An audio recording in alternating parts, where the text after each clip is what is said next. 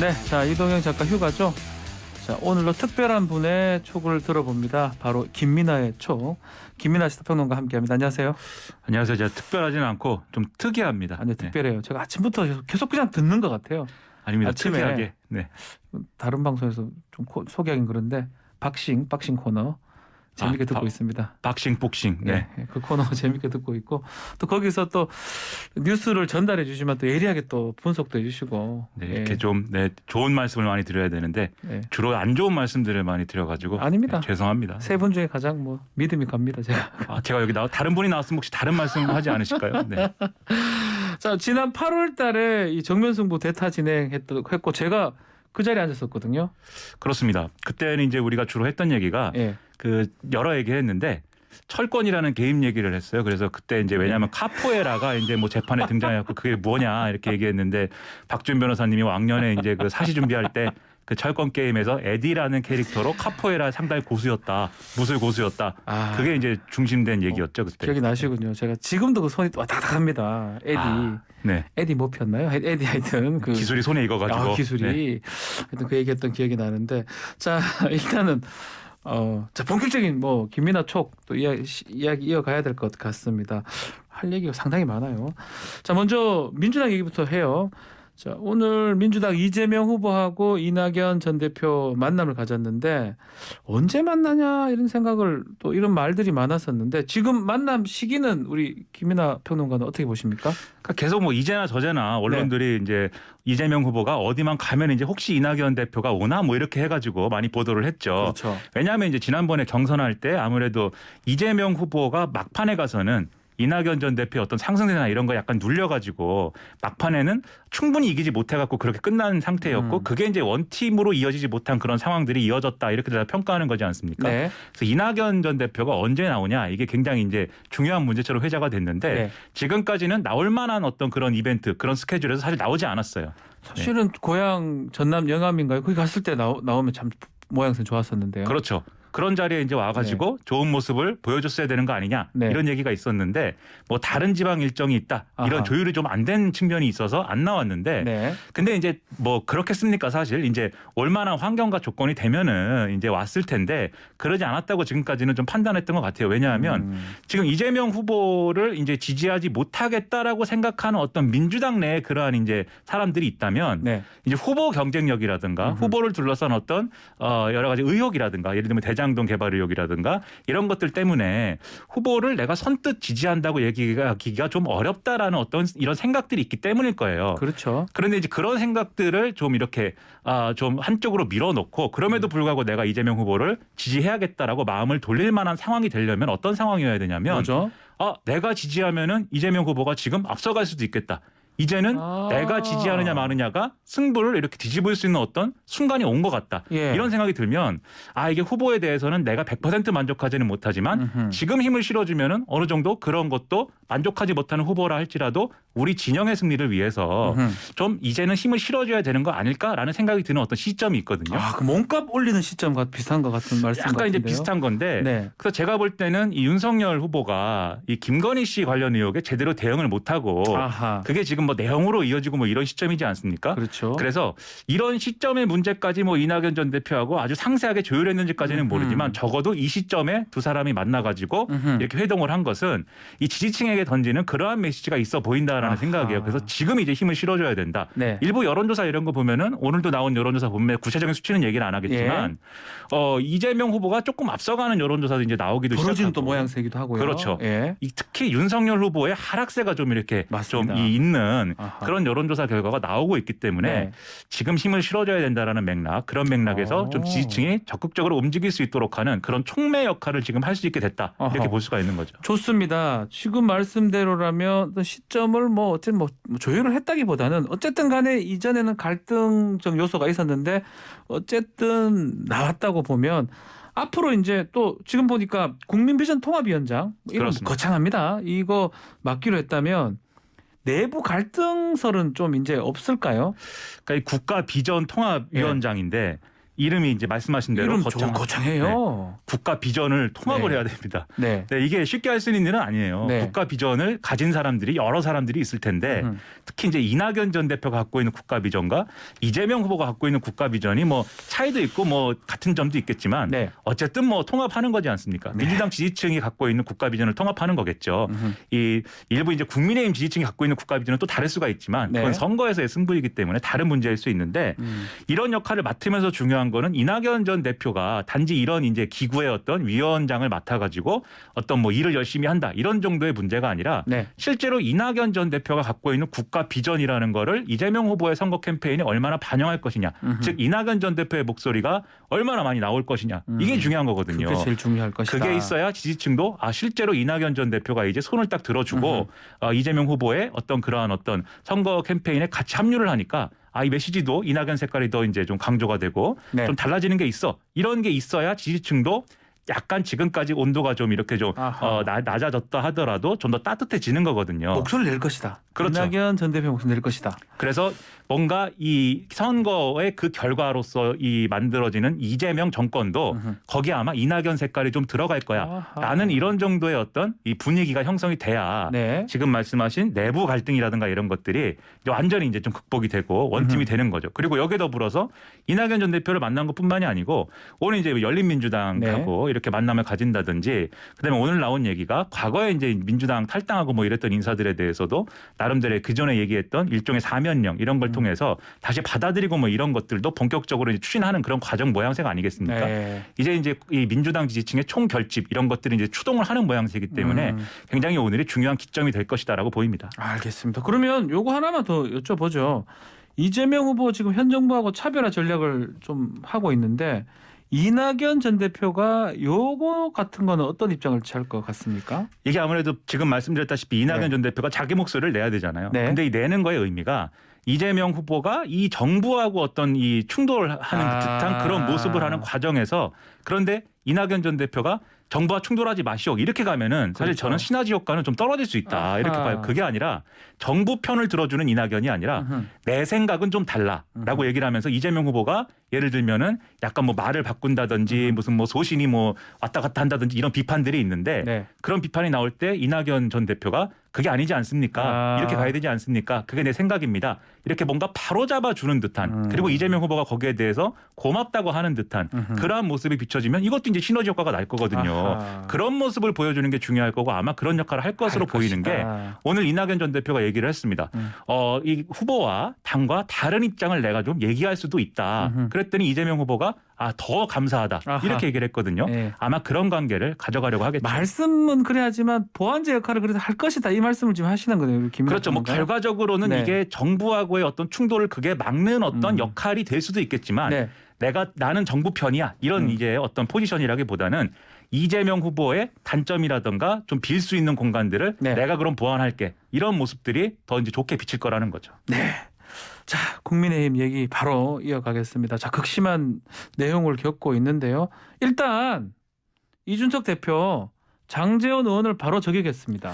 그렇습니다. 그동안은 이제 아무래도 대표이다 보니까 조금 얘기들을 자제했던 것 같은데 네. 선거에서 사실상 이제 손을 떼는 듯한 그렇죠. 그런 모습을 보인 이후에 이제 이 정도 하면 또 들어가기도 어려워요. 제가 보니까. 그렇죠. 이 칼은 지난번에 한 번 뽑았다가 네. 다시 칼집에 넣은 거잖아요. 예. 거기까지도 사실은 좀 뭐랄까 좀 아하. 어색한 건데 그렇죠. 다시 뺐습니다. 그럼 또 야. 다시 넣을 수가 없는 거죠. 그건 이제. 넣는 건 더 이상한데. 그런 네. 상황에서 지금 언론 인터뷰라든가 이런 것들 다 마다하지 않고 하고 있어요. 네. 이준석 대표가 말을 아끼는 스타일이 아니지 않습니까? 뭐든지 하고 싶은 얘기를 거의 다 하는 상황이어서 네. 그동안은 윤핵관이라고 얘기하면서 구체적인 어떤 이름을 거명하지 않았는데 이제는 장제원 의원을 막 거명을 하고 있어요. 그래서 오늘 이제 이 다른 이제 KBS 라디오 인터뷰에서도 이 장제원 의원 마치 정치 장교처럼 행동하면서 마치 정치 장교 같다 이렇게 얘기하면서 이 정치 장교라는 게 공식적인 어떤 그러한 뭐 개선에는 없는데 그렇죠. 이 어떤 다른 이제 목적을 가지고 이제 이 어떤 지금의 어떤 진영의 내부를 좀 단속하고 군대에서 보면 뭐 아무것도 아닌 사람 와서 중간에 간섭하고 이런 사람 정치 장교라고 그 표현 같아요. 제가 봤을 때. 역시 군대에서 이제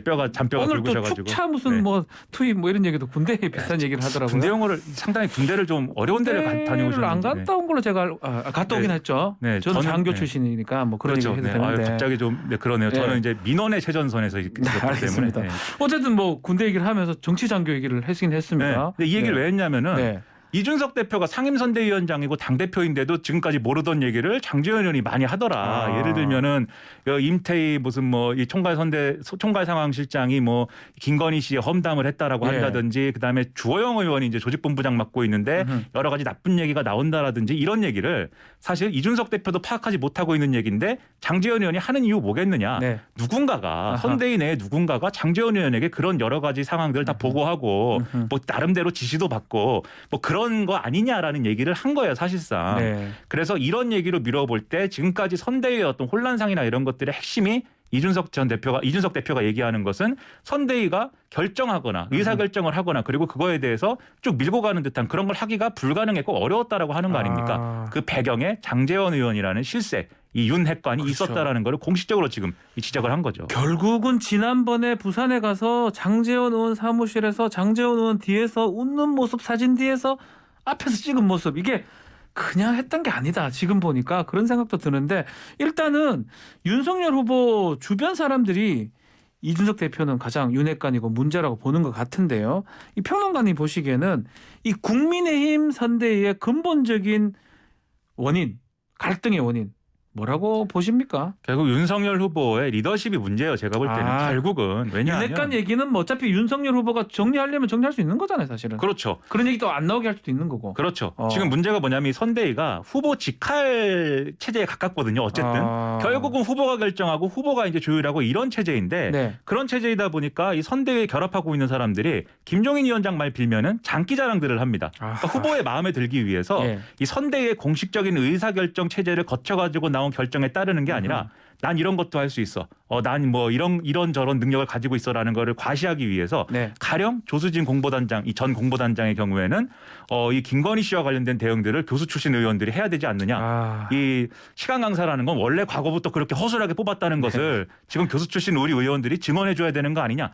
이런 걸 막 밀어붙이잖아요. 네. 공보단장이 할 일도 아니지 않습니까? 그게. 그렇죠. 그걸 이준석 대표가 말렸더니 거기에 대해서 또 이게 충돌이 일어났다는 거잖아요. 지금 이준석 대표 설명은. 설명에 따르면. 근데 조수진 의원이 그걸 왜 하겠습니까? 윤석열 후보한테 사실은 좀 좋게 보이고 싶은 거잖아요. 잘 보이게 사실. 해서. 잘 보이게. 아니면 뭐 그 얘기를 듣고 잘 보이게 해서. 그렇죠. 네. 지시를 받았든지 그렇죠. 좋아 보이게 하는 거잖아요. 이런 체제이기 때문에 선대위의 전략 전술이나 이런 게 작동을 안 하는 거거든요. 그리고 주변에 그렇게 소위 말하는 윤핵관이라는 사람들이 호가호위에 하는 거거든요. 네. 그래서 이걸 정리하지 못하는 윤석열 후보의 리더십이 지금은 가장 큰 리스크다. 저는 그렇게 생각이 듭니다. 요거 하나 더 여쭤볼게요. 또 한편으로는 이준석 대표의 자기 정치 아니냐 이런 또 지적도 있는데 그건 어떻게 보십니까? 이제 이준석 대표가 누가 뭐래도 어쨌든 정치인 아닙니까? 네. 정치인이 자기 정치하는 거를 문제 삼을 수는 없어요. 다만 그 자기 정치가 예. 명분이 없거나 오직 자기에게만 유리한 방식으로 된다고 하면 그걸 문제 삼을 수는 있는 것이죠. 네. 근데 이준석 대표가 이번에 한 여러 가지 일들이 명분이 없지 않아요. 이준석 대표 얘기가 맞죠 사실. 선대위가 있으면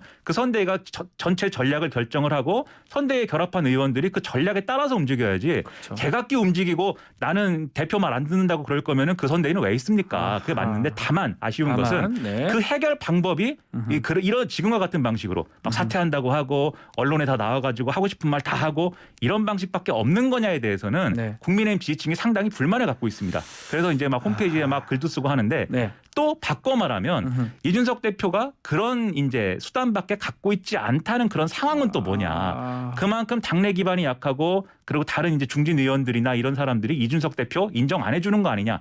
그런 사정도 또 있는 거거든요. 네. 그래서 그런 측면으로 봐야지 그냥 이준석이 자기 정치하느라 선거 망치고 있다. 이거는 너무나 이제 좀 단순한 시각이다. 저는 그 생각이 듭니다. 이준석이 포위돼 있고 윤석열 후보의 리더십이 오히려 문제다라고 짚어주신 건데 자 국민의힘 선대위 앞으로 어떻게 될지 한번 봐야 될 것 같습니다. 자 선대위 갈등도 갈등이지만 참 윤석열 후보 실언도 좀 계속 논란이 되고 있는데 어제 같은 경우는 좀 극빈한 생활을 하고 또 배운 게 없는 사람이 자유가 모른다. 이 얘기는 좀 저쪽 귀를 의심하거든요. 이 발언이 상당히 좀 논란이 지금까지 되고 있어요. 그렇습니다. 이게 뭐 역사 수업에서 나온 발언이면은 저는 이런 얘기가 나올 수 있을 것 같아요. 네. 역사 예를 들면 이제 200년 전, 300년 전 얘기하면서 네네. 이 시대에는 사람들이 이렇게 지금처럼 민주주의 사회를 못 만들었지 않느냐, 그게 그렇죠. 왜 그랬겠느냐, 뭐 이런 얘기하면서 그랬으면 어떤 교수님이 그랬으면 저는 그런 표현이구나 이해를 할 텐데 이게 이 질문에 대한 답이거든요. 이 전북대 학생들이 있는 자리에 가서 네. 질문이 나온 거에 대한 답인데 그 질문은 이 지금 이제 국민의힘이 자유주의 정당이라고 하는데 N번방 방지법이라든지 차별금지법이라든지 이런 법들은 자기가 생각하기에는 이제 이 학생이 생각하기에는 네. 남의 자유를 침해하는 법이다. 이런 걸 주장하는 사람들과도 함께 할 수 있는 거냐? 우리가 지향하는 자유라는 건 뭐냐? 이렇게 물어본 거거든요. 네. 여기에 대해서 답을 한 건데 제가 질문과 답도 맞지 않을 뿐더러 예. 이런 발언은 사실 이 정치인의 발언이라고 본다면 네. 사실은 이 1960년대 이후에는 이런 얘기하는 사람은 아무도 없습니다. 60년대가 뭡니까? 고종 황제 때도 이렇게 얘기를 하면 좀 힘들죠. 그렇죠. 예. 제가 얘기한 건 60년대에는 사실 또 혼란스러운 시기였기 때문에 그렇죠. 50년대 네. 이후에 그 상황까지는 이런 얘기를 하는 사람도 있었는데 이제는 없어요. 윤석열 후보의 가치관이나 철학이 과거에 머물러 있는 거 아니냐 이런 아하. 얘기인 거죠 지금. 뭐 일단은 뭐 가난한 분들 또 가난한 사람들한테 정부가 도와줘야 된다는 뜻이다 하는데 계속 반복되고 있어요. 이렇게 얘기를 하면 다시 또 백불로 해명하고 아니면 다른 사람 또 해명하고 이런 방식도 좀 문제가. 아니 정치인이라면 뭐 자꾸 해명하는 뭐 모양새로 보여서는 안 되는 거 아닙니까? 이게 정치인은 일단 말을 누가 나와갖고 이렇게 의문을 제기하고 그걸 해명해야 되고 이러면 일단 다 실패한 거예요. 그렇죠. 이렇게 얘기했어야죠. 공동체 구성원들이 실질적인 자유를 더 충분히 누리기 위해서는 우리가 이 사회적인 어떤 네. 그런 사회 안전망이라든가 이런 걸 더 강화해야 된다. 뭐 네. 이런 얘기를 하면은 사실은 이 논란이 안 일어나죠. 그렇게 얘기했으면 됐죠. 그렇죠. 그렇게 얘기했으면 되는데. 네, 제가 윤석열 후보면 이렇게 얘기했습니다. 그러니까요. 네. 그런데 이것은 분명한 실언이고 네. 그다음에 김종인 위원장도 오늘 윤석열 후보가 또 실언을 했다 이렇게 얘기했거든요. 네. 그런데 지금 이것에 대해서 좀 해명하는 과정을 보면은 낮에 한 얘기를 보면은 굉장히 억울해합니다. 언론이 내가 얘기하고자 했던 것을 한 부분만 똑 떼서 그렇게 얘기하는 거는 왜곡 아니냐 이렇게 막 화를 내거든요. 네. 이게 처음이 아니에요. 실언 논란이 있을 때마다 계속 반복되는 패턴입니다. 패턴이 똑같아요. 그럼 국민들은 이게 네. 반복되면은 언론이 잘못 보도했구나. 그 윤석열 후보 말대로 잘못 보도한 거다. 이렇게 받아들이지 않고 저게 윤석열 후보의 생각이고 스타일이야. 이렇게 받아들일 수밖에 없는 거예요. 그럼 그렇죠. 윤석열 후보가 지금 언론 탓을 할 게 아니고 자기를 돌아봐야 된다라는 아하. 겁니다. 자, 뭐 그거 말고도 뭐 휴대폰 앱 관련해서 구직하는 앱 저도 좀 무슨 말을 하는지 몰랐는데 알고 보니 진짜 그 앱을 안 쓰면 또 모를 수도 있겠지만 요새 젊은 친구들 다 쓰는 거잖아요. 아르바이트 구할 때도 그런 앱을 쓰는데 그것도 지적하는 거 봤을 때는 좀 세상하고 좀 관심이 없는 거 아니냐 이런 지적도 있어요. 근데 그 발언 같은 경우는 네.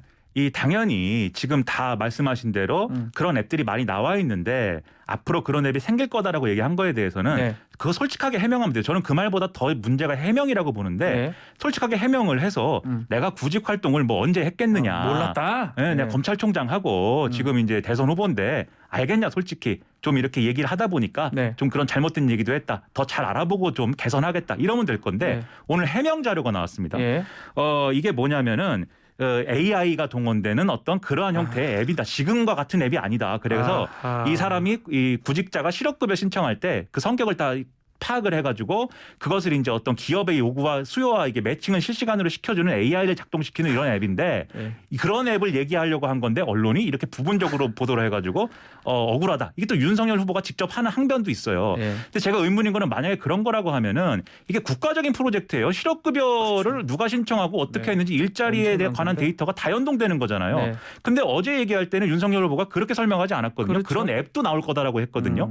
그러니까 이게 해명도 뒤이어서 좀 소급적으로 이제 구성된 어떤 억지 해명 같은 느낌이에요. 네. 이게 더 문제라는 겁니다. 왜 우깁니까 이것을? 알겠습니다. 오늘도 지금 뭐 여러 가지 민주화 관련된 발언들이 있는데 그거는 우리 김용남 선대 특보한테 좀 여쭤봐야 될 것 같아요. 우리 김민아 평론가한테는 뭐죠? 그때 내용은 들으셨습니까? 들었습니다. 네. 그 색깔론이죠 그거. 시간이 다 돼서 뭐 더 여쭈를 수는 없을 것 같고 어쨌든 간에 참 쉽지 않은 것 같습니다. 자, 여기서 마무리하겠습니다. 자, 김민아 촉 지금까지 김민아 시사평론가였고 내일도 저와 함께 하겠습니다. 감사합니다. 고맙습니다.